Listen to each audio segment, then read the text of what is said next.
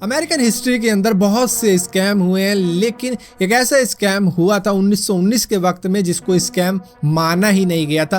Court ने भी उस स्कैमर का ही साथ दे दिया था। दरअसल एक बिल्डिंग बनाई गई थी टेक्सास के विचिता फॉल के अंदर, जहां पर उस बिल्डर ने कहा था कि मैं बहुत बड़ा स्काई स्क्रैपर बनाऊंगा, लेकिन कभी भी मुंह से बोल के नहीं बताया था कि वो कितनी हाइट का होगा। तो उसने ब्लूप्रिंट सबके सामने ला के रख दिए थे, जहां पर इन्वेस्टर्स आए और इन्वेस्टर्स ने टोटल मिला के $2 लाख की इन्वेस्टमेंट कर डाली। बहुत से इन्वेस्टर थे, कोई एक नहीं था, बहुत से थे। तो $2 लाख टोटल उसके पास में हो गए थे, जिससे कि वो एक बिल्डिंग बनाता, स्काई स्क्रैपर बनाता, जिसको आज के वक्त में वर्ल्ड लिटिलेस्ट स्काई स्क्रैपर कहते हैं। दरअसल उसने कभी भी हाइट जाहिर नहीं गई थी, जैसे कि मैंने आपको बताया, और ब्लूप्रिंट्स पे साइन भी करवा लिए थे इन्वेस्टर्स के, और उस ब्लूप्रिंट पे लिखा हुआ था 480 इंच। तो यहाँ पर इन्वेस्टर्स को लग रहा था कि ये 480 फीट की एक स्काई स्क्रैपर बना देगा, लेकिन वो नहीं बनी थी, और इसने 480 इंच की एक बिल्डिंग बना के तैयार कर दी और कह दिया ये लो तुम्हारा स्काई स्क्रैपर। जिसके बाद में वो कोर्ट में गए।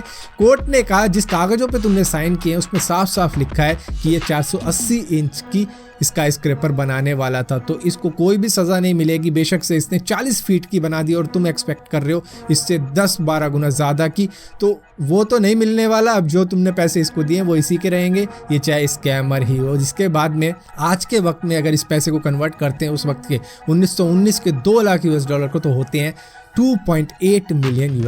तो उस वक्त में एक इस तरीके का स्कैम हुआ था, जिसमें कोर्ट ने स्कैमर का साथ दिया था। लेस पॉल एक अमेरिकन गिटारिस्ट थे जिनके राइट हैंड की एल्बो टूट चुकी थी एक एक्सीडेंट के दौरान, जिसके बाद में डॉक्टरों ने कह दिया था कि ये अनफिक्सेबल है, इसको फिक्स नहीं किया जा सकता। लेकिन इन्होंने अपने डॉक्टर से एक रिक्वेस्ट करी कि ऐसा करो कि इसको किसी ऐसे एंगल पे फिक्स कर दो जिससे कि एटलीस्ट मैं गिटार तो बजा पाऊं। तो इन्होंने अपना हाथ 90 डिग्री से थोड़े से लोअर एंगल पे सेट करवा दिया था, जिसके बाद में वो हमेशा के लिए ही उसी एंगल पे रहने वाला था। और इसके बाद में ये अमेरिकन हिस्ट्री के सबसे बड़े गिटारिस्ट में से एक बने थे, और इनके one of the greatest hit उसी एक्सीडेंट के बाद आए थे। और आज भी लोग इनको पसंद करते हैं इनके जैज गिटारिस्ट स्किल के लिए। दुनिया की हर कंट्री की मिलिट्री कुछ ना कुछ ड्रिल करती रहती है। इसी तरीके से लिथुआनियन मिलिट्री की भी एक ड्रिल चल रही थी, जहां पर इस मिलिट्री ड्रिल के खत्म होने के बाद में 5 सोल्जर मिसिंग पाए गए। इसके बाद में सर्च पार्टी भेजी गई, स्निफिंग डॉग्स भेजे गए, हेलीकॉप्टर भेजे गए, पूरी की पूरी आर्मी लगा दी इन सोल्जर्स को ढूंढने के लिए। चप्पा चप्पा ढूंढ लिया जंगलों का, और ये जो सर्च ऑपरेशन चला ये पूरे 24 घंटे तक चला था, लेकिन ये 5 सोल्जर नहीं मिले थे। इसके बाद में कुछ दिन बाद ये सोल्जर वापस आए और कहा सर जी ये मिलिट्री की ड्रिल खत्म हुई नहीं हुई। और ये मिलिट्री ड्रिल चल रही थी दरअसल सर्वाइवल स्किल परफॉर्म करने की, जहां पर अपने दुश्मनों से उन्हें छुप कर रहना था उन्हीं के जंगलों में। तो इनका ये जो सर्वाइवल परफॉर्मेंस था ये एग्जाम्पलरी बताया गया था, मतलब उदाहरणीय बताया गया था कि ये एक उदाहरण कि इस तरीके से तुम्हें सर्वाइव करना है। जापान के नगोरो के अंदर एक ऐसा गांव है जहां पर सिर्फ 27 लोग ही रहते हैं, और वहां पर कोई भी बच्चा है नहीं। तो वो वहाँ का गांव थोड़ा सा सुना सुना लगता है। जिसके बाद में इन गांव वालों ने क्या किया कि 270 रियलिस्टिक डॉल्स खरीद ली और अलग अलग जगह पे अपने गांव में रख दी, ताकि इनका गांव थोड़ा सा पॉपुलेटेड लगे और जीता जागता गांव लगे, हंसता खेलता गांव लगे। इस वजह से आज इनके गांव को बुलाया जाता है नगोरो डॉल विलेज के नाम से।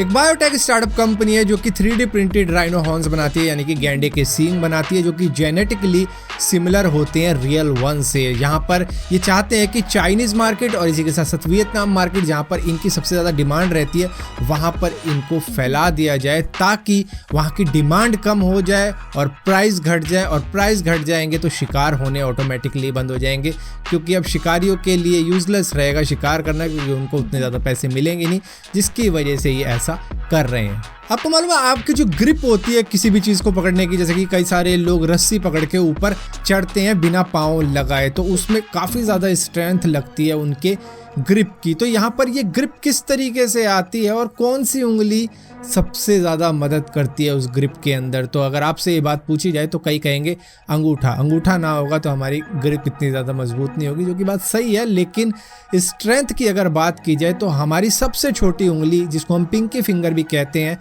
वो 50% स्ट्रेंथ लाती है हमारी ग्रिप की। अगर उसको हटा दिया जाए तो वो ग्रिप 50% कमजोर हो जाती है। आप में से बहुत से लोगों को एक ऐसे पेन के बारे में जानकर हैरानी हो जाएगी जिसको बोला जाता है वायरलेस डिजिटल पेन, जो कि डिजिटली आपकी सारी चीजें रिकॉर्ड कर सकता है जो भी आप उस पेन के द्वारा लिखोगे। अगर आप अपनी कॉपी पे नोट बनाते हो या फिर ड्राइंग बनाते हो, वो सारी की सारी ये चीजें रिकॉर्ड कर लेता है, जिसके बाद में इसको आप अपने कंप्यूटर में ट्रांसफर कर सकते हो और जो भी चीजें आपने नोट्स में लिखी होंगी ये उसको टेक्स्ट में भी कन्वर्ट कर सकता है, जिससे कि आप उसको कंप्यूटर में एडिट भी कर सकते हो बाद में। आप ऐसे बहुत लोगों को सोमालियन पायरेट्स के बारे में तो मालूम ही होगा और ज्यादातर लोगों ने अगर कैप्टन फिलिप मूवी देखी होगी तो और भी ज्यादा मालूम होगा। लेकिन आपको मालूम है कि सोमालिया के अंदर एक ऐसी स्टॉक एक्सचेंज भी है जहां पर पायरेट्स ग्रुप के ऊपर भी इन्वेस्टमेंट की जाती है कि इस ग्रुप के ऊपर मैं इतने लगा रहा हूँ, उस ग्रुप के ऊपर इतने लगा रहा हूँ, और उस हिसाब से वो जितने की भी लूटपाट करके आ जाते हैं तो उस हिसाब से उनको पैसे मिल जाते हैं। एक महिला ने वहां पर RPG 7 की इन्वेस्टमेंट करी थी, मतलब उसके पति कहीं से लूटपाट के ले आए होंगे, जिसके बाद में उसके पास में थी वो घर पे रखी हुई,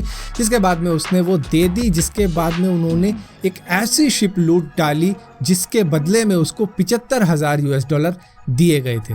2017 में यूएस के मैरीलैंड के अंदर एक हाउस पार्टी चल रही थी जहां पर 70 से भी ज्यादा लोग मौजूद थे और वो इतनी ज्यादा पी रखे थे कि उनकी ब्रेथ को छोड़ो बल्कि उस घर के एनवायरनमेंट में जब ब्रेथ एनालाइजर को लेके गए पुलिस वाले तो वहां पर भी 0.01 की अल्कोहल रजिस्टर हो रही थी कि उस हवा में इतनी अल्कोहल मौजूद है। 1999 के वक्त में डोनाल्ड ट्रंप ने अमेरिकन गवर्नमेंट को एक सजेशन दिया था अपना कि तुम्हें पता है क्या करना चाहिए, 14.25% का वेल्थ टैक्स लगा देना चाहिए सभी अमीर लोगों के ऊपर जो कि $10 मिलियन से ज्यादा की वर्थ रखते हैं। तो उनसे ये टैक्स लेना चाहिए जो कि होगा वन टाइम टैक्स, मतलब सिर्फ एक बार ये टैक्स लिया जाएगा जिससे कि अमेरिकन गवर्नमेंट को $5.7 ट्रिलियन के टैक्स मिल जाएंगे, जिसके बाद में जो भी उनकी नेशनल डेब्ट्स हैं वो सारी की सारी एक बार में ही खत्म हो जाएगी और काफ़ी सारा पैसा बच भी जाएगा। और इसके बाद में वो जो सालाना टैक्स होता है वो तो खैर लगता ही रहेगा, लेकिन ये एक अलग से अमीर वाला टैक्स होगा, अमीरी टैक्स। सो फिलहाल के लिए अमेजिंग रैंडम फैक्ट्स की इस वीडियो में इतना ही था। अगर ये वीडियो आपको पसंद आती है तो इस वीडियो को लाइक जरूर करना, शेयर जरूर करना और इसी तरीके की और भी वीडियो देखने के लिए इस चैनल को सब्सक्राइब जरूर करना